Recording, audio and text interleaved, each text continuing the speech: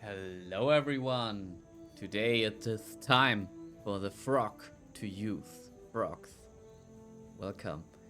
We are looking at the new Hextoad Support gem, which supports one of our curve spells to actually spawn pretty cool toads. And it's a fun skill. I'm not sure if it's the best skill ever, because it feels a bit random. Oh, and I actually need to play. So let's look at the skill in action. My mana is gone. I'm on some random map, and you can see pretty much the playstyle of the build, because like we are just running around and pretty much just press our despair curse. You see the area of the despair curse is pretty decent, and the frogs which are spawning, you saw them sometimes. I find it a bit sad that they don't scale. Like if you scale AoE, they won't get any bigger. They are just like the same size. But the explosions, as you can see, are getting bigger with AoE effect. And that's pretty much the thing. We can't control where the frogs will spawn, so most of the time we just run around and wait till somewhere our frog jumps into and kills pretty much everything. And I'm actually playing a Pathfinder because like the idea was, yeah, I want to do a character which focuses actually on those bursting toads. This is my only and main damage skill. There might be better variants if you combine the skill, but I don't think it's really worth it. And you can see our defenses are not that big or that great, but we are still kind of fine most of the time with killing things or with defensively, because like we have skitterbots, we have the temporal change aura, so everything around us is pretty slow. So our frogs actually have the time to jump on the enemies. I want to hit it. It's so hard to hit. Oh. And yeah, it's actually pretty fun. Our single target is decent because we stack a lot of wizard effect. So we actually stack wizard to a wizard to a decent amount, which actually results into a decent single target. And you see, I'm using 2 golems, which actually, if I'm more focused on the game, is pretty much most thing you do with the build, because like you can curse once and then you're just running around, and yeah, you actually use that time to resummon the golems, because yeah, maybe you could click another skill, but yeah, this is pretty chill. And as you can see, you don't have much life, but actually does not matter that much. We will look at the QEDB right now. As you can see, my equipment is kind of the equipment which I wear in the QEDB, with some little differences. And yeah, so the gear it's a bit variable, and pretty much the end of the league, so it's like, yeah, gear is pretty cheap and pretty much everything is viable, so I got a pretty decent armor from trade, and yeah, all the items are in the trade. Show them to you, but there's so many enemies. And that's like one of the not so great thing about the build. You sometimes miss enemies, like especially if they're a bit tougher. Yeah, life region is annoying because like you just run around, kill things, and yeah, let's look at the single target. I want to showcase the build, but maybe we try to look at the frogs to hopefully kill them. What? Oh, he has full intel. So he probably won't die that fast. Yeah, so single target. That's okay. great, isn't it? So, let's look at our items. I have some interesting items like those Fallborn, using the Rakalash with extra fancy charges. Nothing too crazy actually on the gear side. This item is pretty cool. It helps us with our temporal chains. And I found the effect of Shaper's presence pretty interesting, because it scales really well with the shrines. So I put some points into the Atlas points to give us extra shrine effect, and if we kill a rare enemy, we get this buff, which in fact extends all our buffs, so our flask durations, but also the buff we get from the shrines, and we have a pretty decent uptime on them.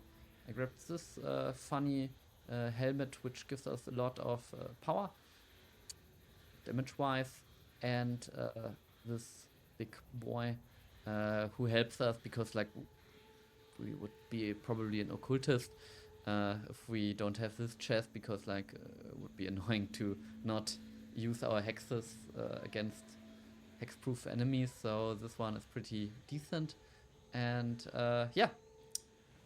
Before I do anything else, let's look at our POB DB. And there you can see we are Pathfinder. We have decent damage with the skill. It is mainly a mixture of different things. And yeah, the dot damage does do a lot. And yeah, here you can see the pathing is a bit weird, to be honest. We travel a lot to get the extra curse effect and the good chaos nodes. We also try to get some nodes which gives us some defenses, and the new support gems are available at a pretty late level, like I think 78. So I actually leveled this character as a Frostblade character. We have some good nodes for Frostblades here in this part. We have the Leech node here. We have like those nodes. So there are some, and if you use daggers, we have those nodes. And we have some nodes which I took while leveling before I could respec into the poison variant. I don't have this cluster right now, and so I'm missing some damage, but it's not the strongest cluster. Might be even smarter to build for the last levels another cluster jewel, or get here a jewel, because like even if I did invest into block here, this one rune graph is pretty nice. I'm also missing this one, and got defensive anoint. I think, yeah, the defensive part is clearly the worst part of the build. But yeah, we actually, what I found pretty interesting is, I'm not sure if this one is correctly scaling, but as you can see, the increased area of effect of hex skills should actually scale with the radius in which our frogs explode, which makes actually this node pretty fun, because actually this one would give us a lot of AoE, but at least in my spec I can't afford to anoint it. Yeah, we are actually using also Alchemist Mark for some extra single target and those nodes. We are a Pathfinder. Because like I played with Frost blades, I actually used this one first, and then those two. But if you level with a poison skill, then you can use this. And I thought, like, because we need to make most use of our random frogs, we actually scale AoE, and with that we scale it kinda through that we also kill the poisoned enemies around our enemies, so we actually stack with this a lot. And yeah, this one is also pretty good for our wizard, and this is for our sustainer flask. This node is pretty mediocre. you might be better off with one of those nodes, but I did not bother so far with this thing. And yeah, of course, if you have better budget, you can make a lot of a better build. As always, I'm using some random items, but some of them are pretty close to, like this is actually the item I'm wearing. Like those items are pretty close to what my character wears, sometimes worse, sometimes better, but kind of close.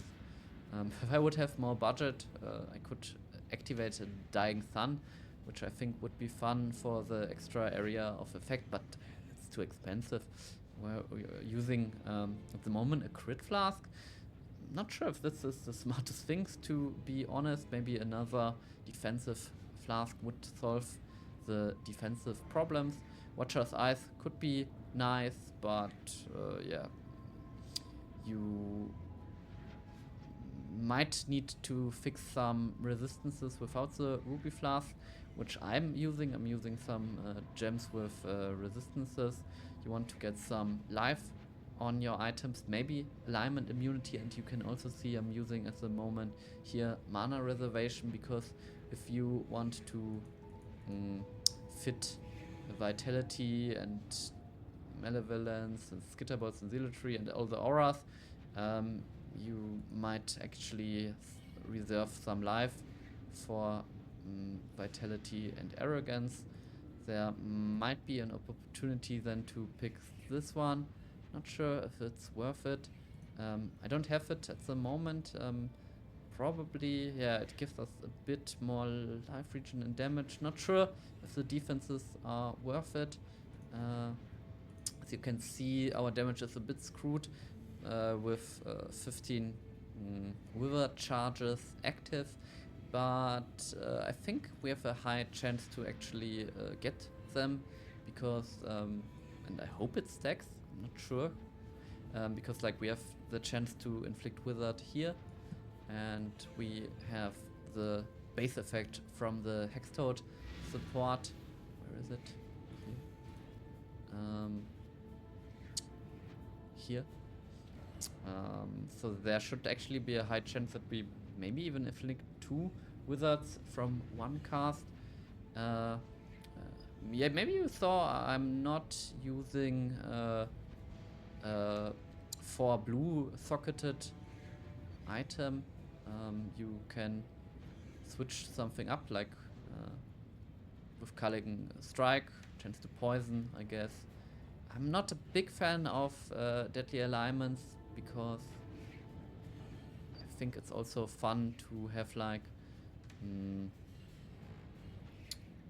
hit damage, but yeah, maybe there could be a way to actually build something with Perfect Agony. I'm having at the moment those 2 nodes. They don't give much power, but I think having more AoE makes the build way more smooth to play. So yeah, that's pretty much the build so far. It will probably be my last build idea for this league, even if I have still some ideas. But yeah, PoE 2 update is coming soon, and maybe I will play this. If you like to see some, I guess, budget builds and some more special builds like I usually build, you can follow me here with a subscribe, like the video if you liked it. Write something in the comments if you have any experiences with this skill. You can also look me up on Twitch. I would be happy to see you there. And yeah. Oh, by the way, as I was a former hardcore player, this build is not really hardcore viable. But yeah, we got now frogs. I hope they get buffed a bit more. because like the scaling of spell damage seems to be not so great, and area damage seems not so be too great, and we also can't increase the rate of the spawning of the frogs, so they don't scale with cast speed. And I think like if the skill is above level 4 or 5, which is 3 is the actual max, but you should try to get it a bit higher, then we already reached the cap of spawning of the frogs. So it does not matter if you have, I mean, damage wise it's nice, but we can't make faster spawning frogs. And yeah, this overall makes it, I think, a bit less fun.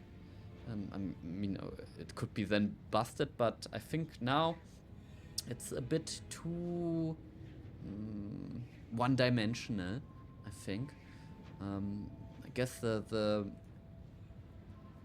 most obvious build would be an occultist getting those curse nodes and those chaos nodes, or maybe the power charge nodes for more effect, which is of course pretty strong, but yeah, I think it's a bit too obvious. I liked the idea with this, but I'm not sure if it's actually better, but I enjoy zooming around. Yeah, so I think I said everything. Thank you all for listening. See you soon. Goodbye.